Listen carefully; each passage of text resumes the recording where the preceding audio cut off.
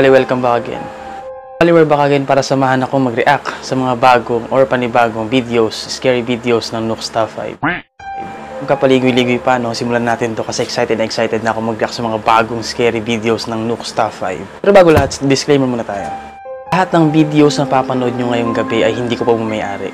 Bale, all of this will be credited to Nuke Stuff 5. Bale, kung magkakaroon kayo ng interest, bisitahin yung channel niya at panoorin yung iba't iba niyang collection ng mga scariest videos. Huwag niyo kalimutan mag-subscribe sa channel niya. Also, don't forget to subscribe to my channel dahil marami pa akong contents, mga reaction videos na gagawin tulad nito. So, ayoko nang sayangin yung oras nyo. Start na tayo. Okay? So, yun. Ready na ako. Ready na ba kayo? Mga tropang zombies dyan, ready rin ba kayo? Ready ka na? Ready ka na? Ay, tropa ko nga pala. Tropang zombie. Lagi ko, hindi sila interesado mapag-usap sa ilan sa mga videos niya, hindi naman ako medyo natakot. So, baka ito na yung isa sa mga videos niya na bigyan ako ng kilabot. This video lasts for almost 30 minutes. Let's do this. Nuke Stuff 5. Top 5 ghosts caught on camera. Always. As always. Exorcism, fail. Let's do Paranormal investigator Mark from the YouTube channel Donnie Drunkard believes his home in Canada is haunted by a very dark entity that attached itself to him after one of his many paranormal investigations. He's seen and recorded unexplained shadow figures and terrifying poltergeist activity that has terrorized both Mark and his cute little dog, Harry. During two of his live streams, he points an SLS camera towards the storage closet in his basement. Oh, meron siyang detector. Motion detector.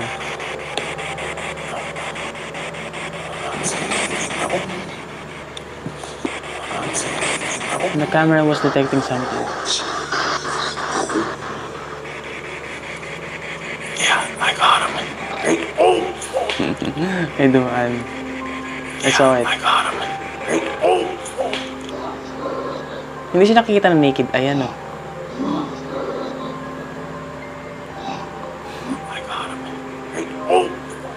Now, these videos might have seemed familiar to you, and that's because I've featured Mark's story on my channel before.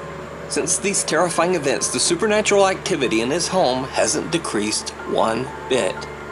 So in his recent YouTube live stream, Mark decides to do what is called, quote, the Roman exorcism ritual. He will going to do he some recites exorcism. prayers from a book in an attempt to cleanse his home of the evil entity that won't leave him and his little dog Terry alone. He broadcast the entire exorcism live for his YouTube viewers to see. It did not go well. Ito na yung sinasabi ko eh. Ay, entitled niya is Exorcism Fail. He was attempting to do an exorcism activity alone. Tapos ang laki pa ng bahay niya. Kaya pag ito ng araw, yung magpalaki ng bahay, problema to eh.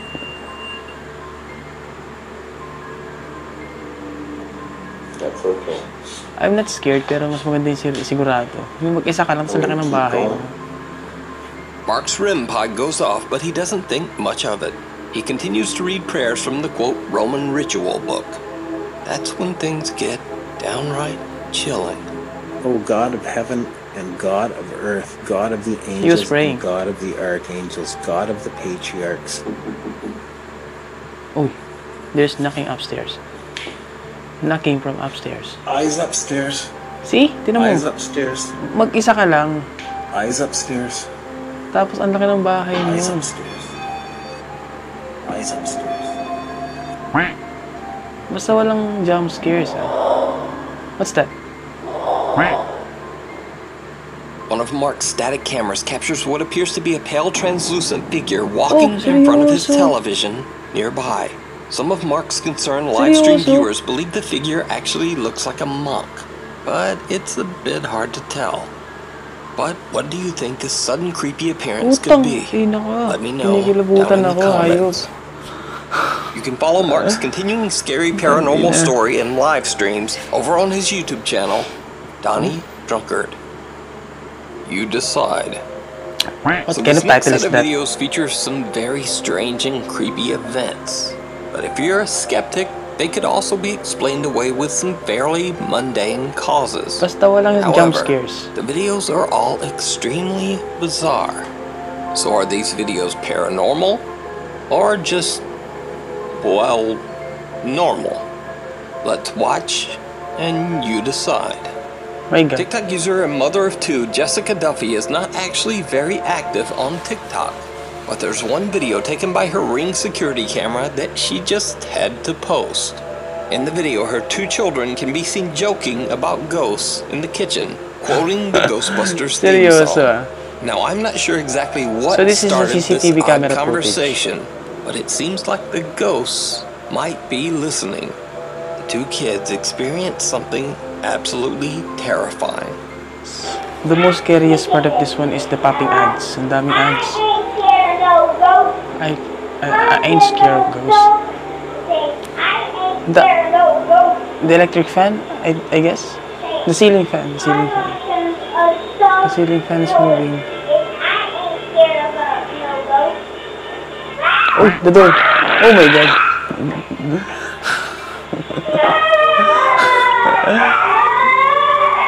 Tumakbo yung mga bata, umiyak na, natakot. Gi, magbiruan pa kayo. Magbiruan pa kayo. Iyak yung bata. Umiyak yung bata, natakot.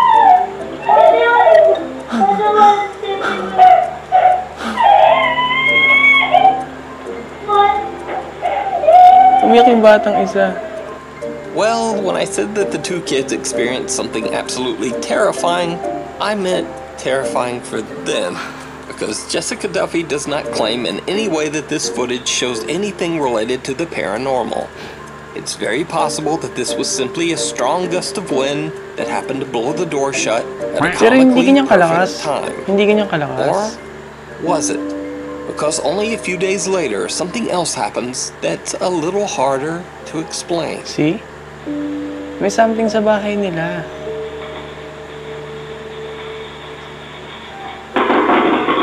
Oh my God. May aso na tumunog yung aso. Basta lang jump scares, ha?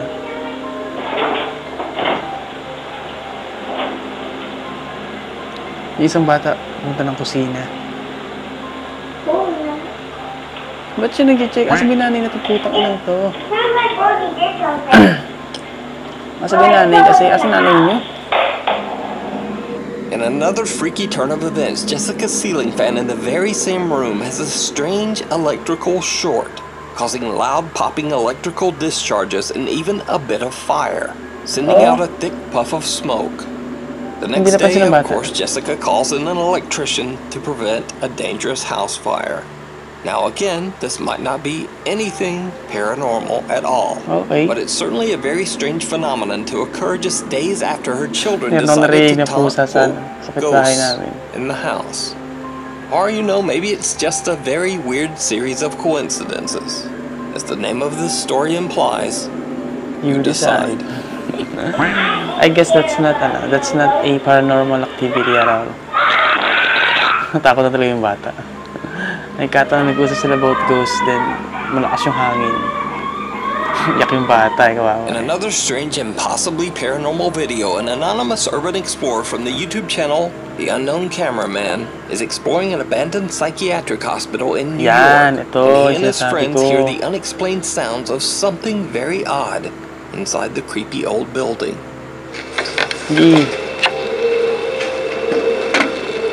Pupunta kayo sa isang abandoned hospital, tapos what's that? I can hear it. Pupunta kayo sa abandoned building, tapos matatakot kayo pag nakarinig kayo ng mga hindi magandang sound. Stop. When I slam the door. It's weird. It's really weird. Even though YouTuber The Unknown Cameraman is an urban explorer and not a ghost hunter, it's obvious that the event even freaks him out. Ano mamaya? Killer pa yun eh. Now, viewers of the Explorer's channel have mixed ideas of what this strange sound could be. Some say it's roosting pigeons in the building. Some claim it's the whooshing sound of an odd vacuum created inside the closed-off structure. And others believe it might be something paranormal. No one really seems to agree on just what this sound could be. But the real question is, why does the loud sound just suddenly stop all at once. Kasi tao yun. Whatever this creepy sound is, it's definitely not something you want to hear while exploring an old abandoned mental asylum. Popular streamer Brian from the Twitch channel Daily Dasher travels the world and broadcasts his adventures live for thousands of people to watch on Twitch. In one of his many 6 to 8 hour long live streams, he is celebrating his birthday in Ecuador. Birthday. During his live broadcast, his viewers are shocked when they see someone who seems very out of place. Yeah, I'm a little confused too. So this is live. Seems like Oh, seryoso. there's a child here. That's the girl. Is that real? Is this real? Hindi niya You napansin. said that they closed at 10. Hindi niya It seems napansin. like that's what someone in the chat said. The curfew is extended, but it's till 10. So even though we didn't get the exact words out of Live his chat, mouth, is it's still that a a curfew. ghost girl? It seems like these might add up. Is that a That statue? statue? Don't scare me like that. Oh my Puta ka god, na. it's gone! Oh no! Chat, I don't like supernatural stuff. Why you guys said it's a I think ghost this is girl? hoax. It was planted. It's gone! I should have stayed home. Legit ba to? At first, Brian casually points out that there's a child standing at the balcony window. Napakalinaw Oddly, masyado. the little girl is standing perfectly still. In fact, she is so still that viewers chatting in his live stream think that it might be a statue. Is Some that a even statue? jokingly suggest that it's a little ghost girl. So, Brian pans his camera around and looks over. To his horror, he discovers that the little girl has mysteriously disappeared. Hindi ako Now, just nagano. like in the previous videos, I'm not necessarily saying that this is a paranormal event Hindi ako caught ano. on camera. Hindi ako. It might simply be that the girl Naniniwala. doesn't move and appears to be completely unresponsive to her surroundings. Maybe she just ran off when Brian was distracted. Oo, But ganun. Brian's reaction to the odd disappearance seems very sincere. He actually seems a bit shook. That's that dude? Don't scare me like that. Oh my god, it's gone! Oh my god. Oh my god, it's gone. Chat, I Bakla don't like ka. supernatural stuff. Why you guys said it's a ghost Pakulo girl? mo. It's gone! Pakulo. Sakang bakla. I should have. Nook stuff ay. Something in the closet. Last Oh, week I featured this is creepy number 3. footage of the terrifying haunting at the Tatlo home of pala. Mary Therese Pagay. Ang Verify tagal the natin, client's identity and provide... Oh my god. Ano ito? What was that? Sige pa, sige na. O, tara. 1, 2, 3, go. Now that I have introduced myself... Sa Tagalog. Tagalog. Together with her brother, Mary was recording a nursing instructional video as part of her education. So when this is a suddenly Filipino the two got the scare of a footage. lifetime. Since the horrifying events, Mary has been unable to sleep inside her own room. But after the overwhelming CCTV camera to record any evidence that might So this is a explain Filipino- the scary incident. Filipino One night, scary just after footages. midnight, her camera captures something truly bizarre. O yan, isa pa to. May usok. Gumala electric fan. Totoo ba to? Speed time 6. Unless walang jump scares. I really hate jump scares. Tumigil electric fan. An eerie smoke-like mist floats by and an electric fan in Mary's room turns on by itself. Seryoso? Her curtains move on their own and a bright orb appears right before the electric fan turns itself off again. Mary says that earlier that day, her camera caught even more unexplained footage. This is great kasi nasasali ang mga Pilipino sa mga ganitong topic ng Nuke Stuff 5. Nice one, Mary. There's something in the closet. The closet door is closing. Kinikilabutan ako. Speed times 4. Oh my god. Oh my god. Times 5. Oh my god. Putang ina talaga gago. Ang sara. The closet door swinging open and slamming shut on its own is creepy enough, but the Tang footage ina. is even scarier when you realize that a dark shadow slowly creeps its way towards the closet. Now it's a little hard to see at first, but watch closely as I add a little video enhancement.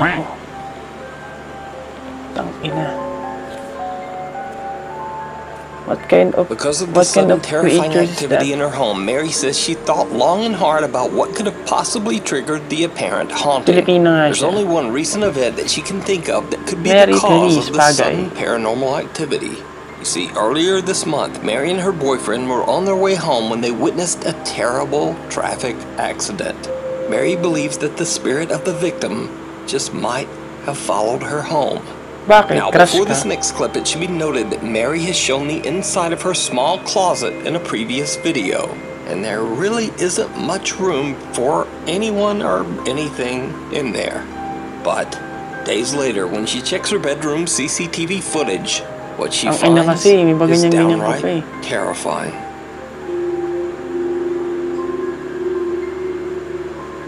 Basta walang jump scare ha, putang ina naman talaga.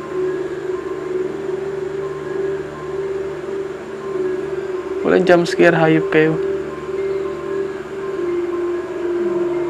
Putang ina, kinakalabutan ako. Hayop. Ang tagal lumabas ng... Ay na, gumalaw na. Times 1.7. Hold guys. This one, ay putang ina, gago. Walang jump scare, putang ina nyo. Ay, orb. I see an orb. Did you see it? A hand can be seen reaching out from inside of Mary's bedroom closet, and soon after, the stacked set of chairs in front of her desk move on their own. So just what do you think is happening in Mary's family home? Go. Something still lives here. Ako. A paranormal investigation team from the YouTube channel RC Fun TV travels to an abandoned house in Battambang, Cambodia. Locals claim that in 1994, the land used to be a graveyard for hundreds of deceased men, women, and children. Eventually, the land was sold and the owner had the cemetery excavated and the bodies burned to make room for his new family home. Shortly after the completion of the house, allegedly several members of the family were repeatedly pulled out of their beds by an invisible force. Soon after, the family began to suffer from horrible, unexplained diseases. Fearing that they were cursed by the angry spirits of the former graveyard, they left the home and never returned. The small wooden house has now been abandoned for over 10 years. The Cambodian paranormal team prepares a ceremonial offering for the restless spirits that might be haunting the home. During the preparation, they are interrupted by something they can't explain. Yan sinasabi ko. Subtitles. Maliit yung bahay, pero it was haunted. Now light up the incense. Padadasalan niyo hindi nga sila pumapayag.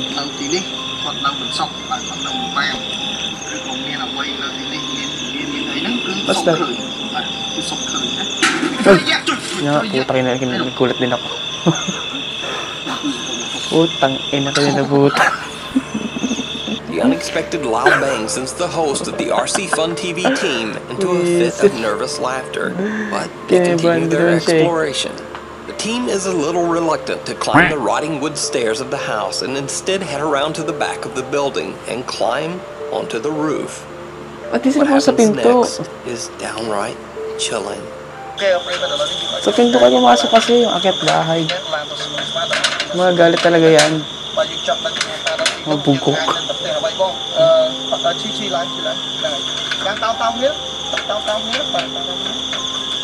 Subtitles. Taka nagigibayan sa ginagawa nyo. Dalawa kayo. Oh my god, what's that? Go. May sumidip. Nakita rin nila. Gago. May sumilip na One mukha. of the team members comes face to face with a ghoulish, pale apparition peeking out of the window. Putang ina. Out of shock, both team members forget their own safety and just jump right off the side of the roof. Luckily, except for some scratches, bruises, Tatanong ko and siya anong perhaps nangyari sa some kanila. deep psychological scars, the two men are otherwise okay. Seryoso. Now, cut to 2 months later, and the team returns, determined to explore inside the creepy house. During another ceremonial offering, they have no idea what their camera is capturing. Shadow.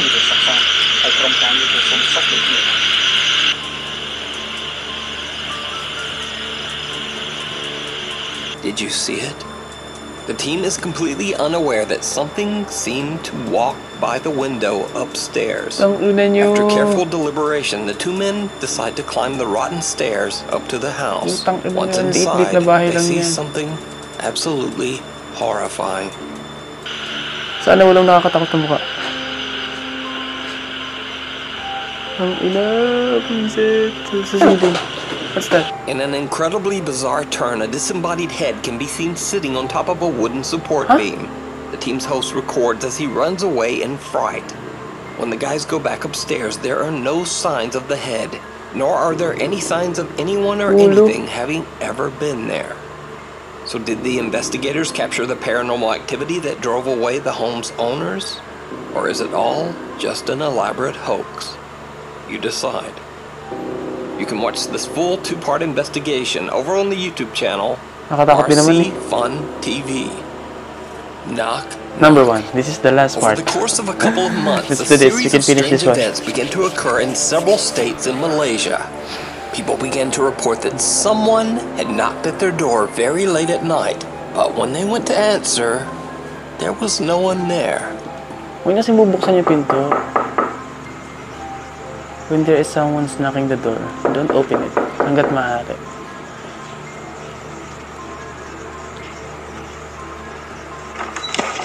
Putang ina. Rumors spread throughout the countryside that the incidents were somehow related to the supernatural. And strangest of all, this odd occurrence wasn't just reported by one person, Gago but puta. multiple people across completely different states, Alam mo yung- spanning a yung large multo na section of the country. Ano mo?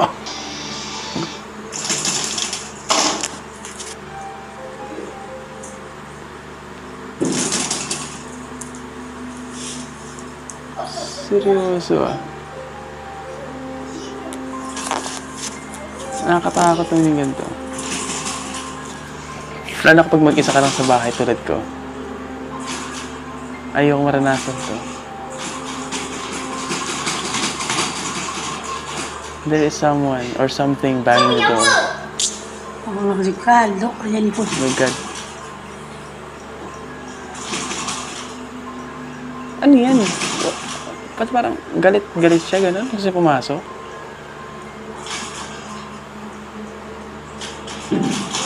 Eh, no, halos nagwawala na siya eh. Now, at first the story might just seem like an odd couple of videos. But no. These incidents were widely reported. In fact, the story got so much attention that it even made it into Malaysian print and TV news. But this bizarre story of supposed ghosts knocking on doors in Malaysia took an even stranger turn just last month. So, this is Malaysia pero You Tagalog see, yung... residents of the neighboring country of the Philippines recently started Filipino na reporting naman. very similar terrifying experiences. Strange knocks on their door late at night.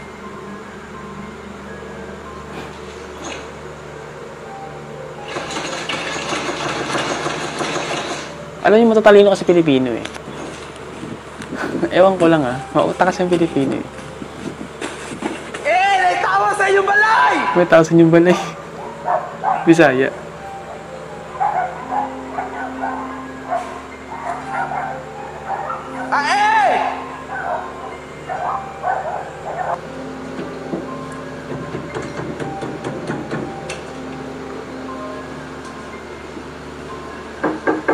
Putang ina, napakalakas kumatok, gago.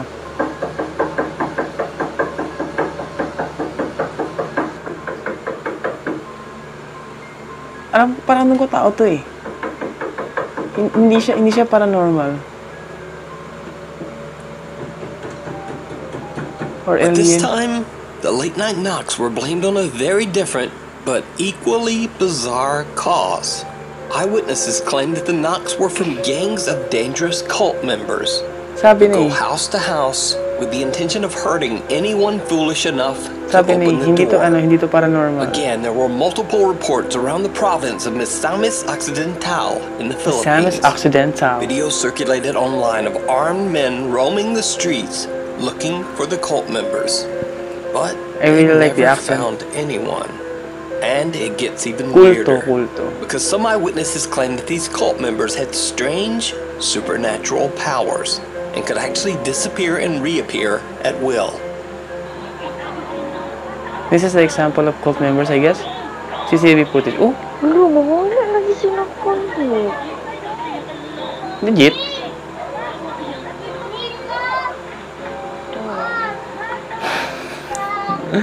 Parang kalokohan ng mga Pilipino eh. Parang mga tanga eh. Wala no.